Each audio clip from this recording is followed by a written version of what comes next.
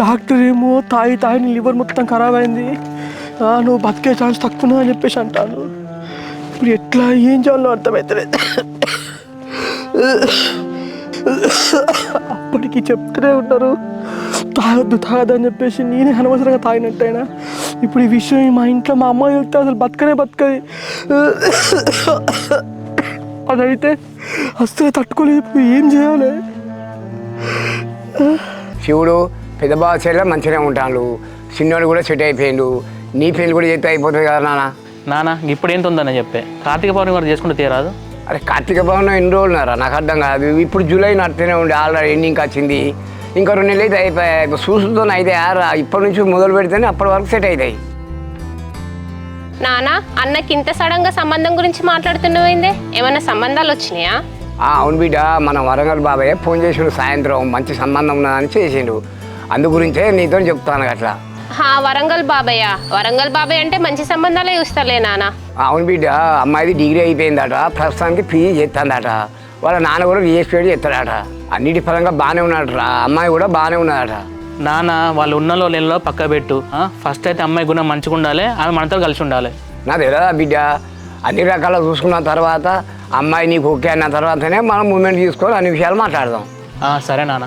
సరే శివుడు, నువ్వు సాయంత్రం బాబాయ్కి ఫోన్ చేసి నీ ఫోటోలు నీ డీటెయిల్స్ పెడితే అయిపోతుంది. అట్లా అన్నని పంపించిన వెంటనే ఊరుకోకు, అమ్మాయి ఫొటోస్ డీటెయిల్స్ కూడా పంపించమను. సరే చెల్లె. నీ పెళ్లితోటైనా అందరం కలిసి ఉండి మంచిగా ఇద్దరు అల్లుళ్ళు ముందుండి నీ పెళ్లి చేస్తే అదే సంతోషం బిడ్డ.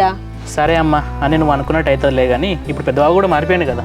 సరే బిడ్డ, ఈ బాధ్యతలన్నీ పెద్దల్లునికే అప్పచెప్పుదాం. పెద్దల్లుడే ముందు పడి నడిచేటట్టు చూద్దాం.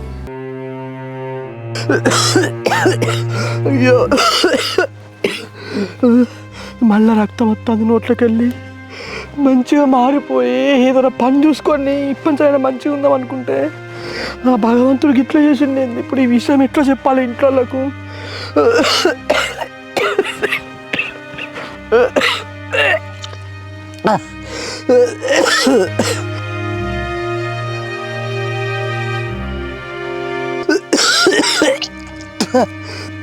అయ్యో, ఎట్లా ఇప్పుడు ఏం చేయాలి? అనవసరంగా తాగి నేనే నా పాల మీద తెచ్చుకున్నట్టున్నది. వాపు, ఈ విషయం ఎట్లా చెప్పాలి నేను వాళ్ళకి ఇంట్లోకు?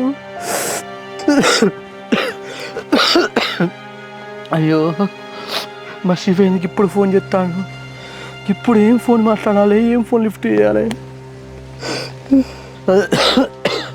ఏదేమైనా మంచిదే, నేను సచ్చేరాక ఈ విషయం అయితే ఇంట్లో తెలియవద్దు.